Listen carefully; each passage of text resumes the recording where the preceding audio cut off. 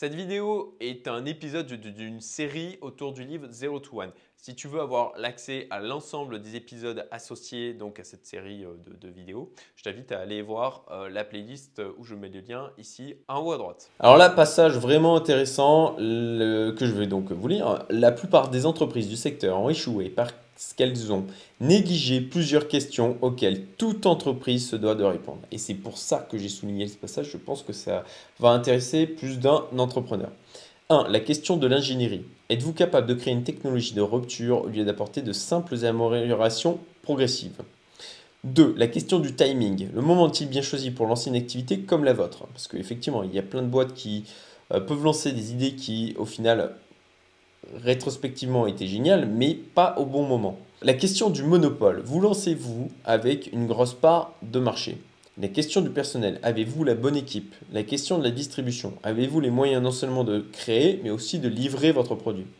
La question de la durabilité. Votre proposition de marché sera-t-elle défendable dans 10 ou 20 ans? La question du secret. Avez-vous su cerner une opportunité unique que d'autres n'ont pas vue?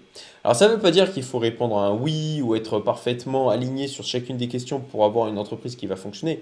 Non, c'est simplement, je pense, des questions à prendre de manière à prendre de la hauteur, en fait, par rapport à son business et de manière à anticiper ou à le faire progresser pour pouvoir mieux répondre à l'ensemble de ces questions et être plus résilient, concurrentiel et gagner plus d'argent. Voilà. Et même si votre dispositif apporte bel et bien une amélioration de 20% pour le client qui l'achète, les gens sont tellement habitués à l'hyperbole que lorsque vous tenterez de leur vendre votre produit, vous vous heurterez au scepticisme.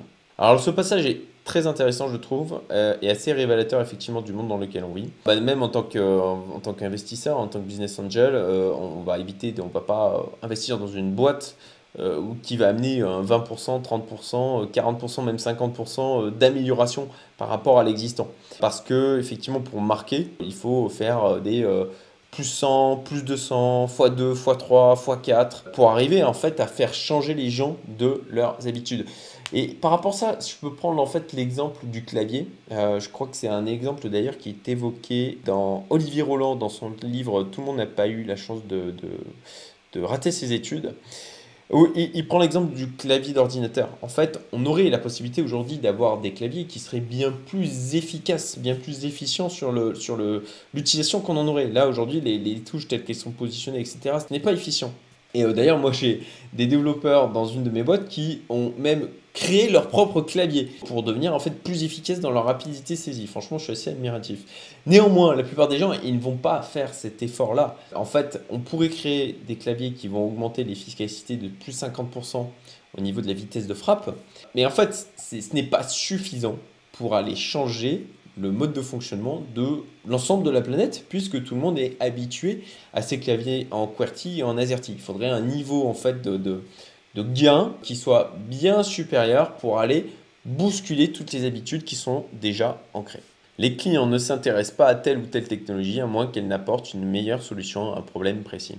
Alors ça, il évoque en fait, notamment il prend l'exemple des panneaux solaires, le fait d'avoir différence au niveau technologique, où parfois on a des choses qui arrivent sur le marché et qui en fait ça rejoint ce que j'ai évoqué tout à l'heure, il y a un gain technologique, mais si ce gain technologique ne va pas répondre à un problème précis, apporter vraiment une meilleure solution à un problème précis pour les consommateurs, concrètement les gens ils s'en fichent. Voilà, il faut vraiment qu'il y ait un gain important, quelque chose qui différencie clairement de la concurrence pour que les gens s'y intéressent. Alors là, un passage vraiment super intéressant. D'ailleurs, pour ma part, c'est un truc que je prends en compte dans mes investissements. L'équipe dirigeante, de savoir si on a affaire à des gens qui sont spécialisés dans le fait de prendre de l'argent et de lever des capitaux, ou s'ils ont une vraie dimension technique. Et donc, je vous lis le passage. Ces dirigeants vendeurs savaient lever des capitaux et s'assurer des aides gouvernementales, mais ils étaient moins compétents pour créer des produits que les consommateurs avaient envie d'acheter. Ne jamais investir sur un PDG de techno qui portait le costume, nous étions bien plus vite dans le vrai. Les meilleurs vendeurs vivent cachés, il n'y a rien de mal à ce que PDG sache vendre, mais s'il a effectivement l'air d'un vendeur, il est sans doute mauvais vendeur et encore plus mauvais technicien.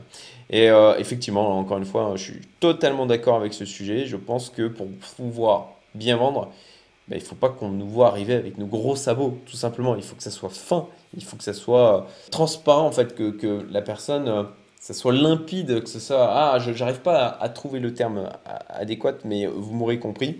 Il ne faut pas qu'on se dise, quand on vous voit arriver, on se dise, ok, lui, il est là pour nous vendre quelque chose. Parce que concrètement, les gens, ils vont tout de suite se mettre sur les défensives. Donc, et d'ailleurs, c'est du coup quelque chose qu'il applique au niveau de ses investissements, Peter Thiel.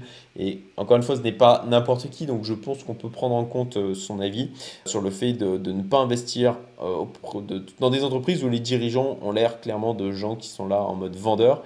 Et d'ailleurs, il y a des entrepreneurs qui sont spécialisés un peu là-dedans, qui vont de création de start-up en start-up, qui sont spécialisés dans le fait de lever des fonds, et puis après qui revendent en fait, mais les entreprises ne donnent au final pas grand-chose derrière en termes de résultats. Donc faire attention à ça. Et puis prenez-le en compte vous-même.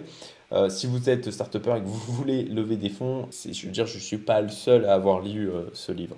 Si tu es encore là, c'est que tu apprécies cette vidéo. Donc pour me remercier, partage-la et si tu veux être tenu au courant des prochaines, abonne-toi. Merci. La question de la durabilité. Tout entrepreneur devrait se projeter comme le dernier entrant sur son marché. Cela suppose de commencer par se poser cette question: à quoi ressemblera le monde dans 10 ou 20 ans et comment mon activité s'y insérera-t-elle? Question qui n'est pas évidente du tout, bien entendu, surtout moi typiquement je pense à mon activité sur Meillance, on fait des applications mobiles. De quoi ça aura l'air dans 10 ou 20 ans? Franchement, dans un monde où la techno évolue ultra vite, je peux faire des présuppositions, mais je pense qu'on est plutôt à un horizon de 5 ans aujourd'hui pour être capable de un peu prévoir le futur qu'à un horizon de 10 ou 20 ans, en tout cas dans cette partie ultra technologique où les choses bougent très vite. Je le disais précédemment en prenant l'exemple de Instagram, Snapchat, où tout le monde était sur Instagram, Snapchat il y a 2 ans, et aujourd'hui où c'est TikTok que les jeunes s'arrachent. Les entreprises possèdent un grand pouvoir mais sont enchaînées à la motivation du profit. Les organismes à but non lucratif visent l'intérêt public, mais ce sont des acteurs faibles sur le plan économique. Les entrepreneurs sociaux visent à combiner le meilleur des deux et à bien faire en faisant le bien. En général, ils finissent par ne faire ni l'un ni l'autre. Donc je pense que ça se passe de commentaires sur cette partie-là. Il prend l'exemple un peu plus loin du coup de tous ces entrepreneurs qui étaient dans le côté énergie verte. Et au final, on voit qu'aujourd'hui, avec le fait de défendre le côté social, écolo, etc. Et pour l'instant, on voit bien que c'est des projets qui n'ont pas donné grand-chose. Les années 1990 ont été vécues sur une grande idée. Internet sera omniprésent. Mais trop d'entreprises Internet partageaient exactement cette même conception à l'exclusion de tout autre. Un entrepreneur ne peut tirer profit d'une vision à l'échelle macro, sauf si ses plans débutent à l'échelle micro. Je vais continuer en fait à lire. Les entreprises technopropres sont confrontées au même problème, quels que soient les besoins énergétiques de la planète. Seule une société qui offre une solution supérieure à un problème énergétique précis peut gagner de l'argent. Aucun secteur n'aura jamais assez de poids pour que le simple fait d'y participer suffise à bâtir une grande entreprise. Donc c'est le côté essayer de surfer sur la vague avec juste sur le fait que, comme il prend l'exemple, hein, et on peut prendre l'exemple avec la blockchain aussi, avec juste le côté la blockchain sur une partie, non. Non, il faut créer des projets où on va travailler en fin de compte dans l'univers blockchain, mais en répondant vraiment à un besoin qui soit précis, pas juste sur ok, on met de la blockchain pour mettre de la blockchain.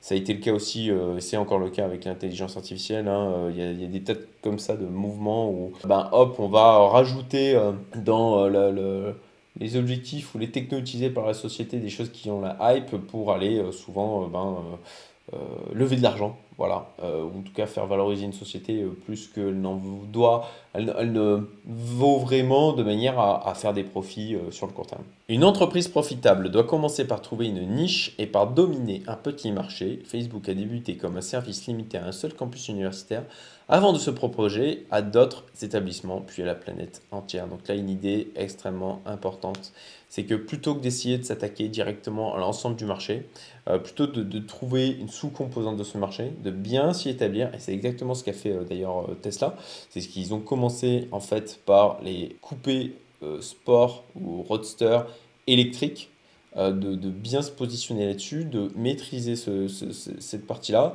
et puis ensuite de commencer à se propager à d'autres segments dans le domaine de la voiture. C'est ce qui permet d'entrevoir pourquoi, étrangement, les entreprises créatrices de nouvelles technologies ressemblent souvent davantage à des monarchies féodales qu'à des organisations réputées plus modernes.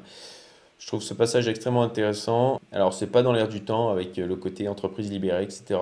Pour ma part, je trouve que entreprise libérée, c'est un côté un peu, c'est le bordel, quoi. Voilà.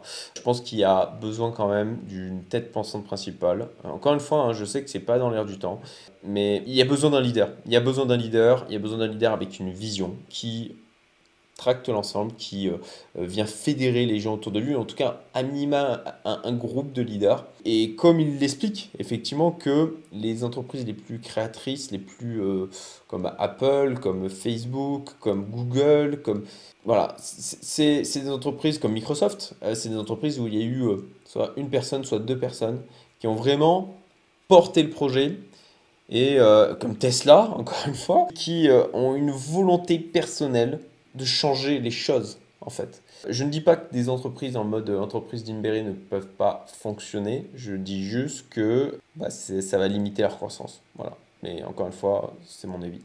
Et voilà, on est arrivé à la fin de ce livre. J'espère que cette série de vidéos vous ont plu. Ben, même chose, hein, ça serait super sympa de me le mettre en commentaire, ça me motivera à en faire d'autres. Et puis, ben, de la même manière, si elles vous ont plu, ben, partagez-la. Hein, ça serait, voilà, je vous remercierai jamais assez de partager ces vidéos et de m'aider à faire croître cette chaîne. Et puis bah écoutez, prochain livre, je pense que je vais attaquer Pitch Anything en anglais et l'art du pitch en français. Oui, je sais, c'est moins sexy en français, mais du coup je vais le traiter en français pour pouvoir pour faciliter la compréhension de tous ceux qui me suivent, qui sont uniquement, quasiment uniquement un public francophone. Voilà, je vous dis à très bientôt. Si tu as aimé cette vidéo, tu aimeras aussi les emails privés que j'envoie toutes les semaines, avec notamment des extraits du contenu exclusif provenant de la communauté Youmento. Le lien est en description, abonne-toi, à très vite.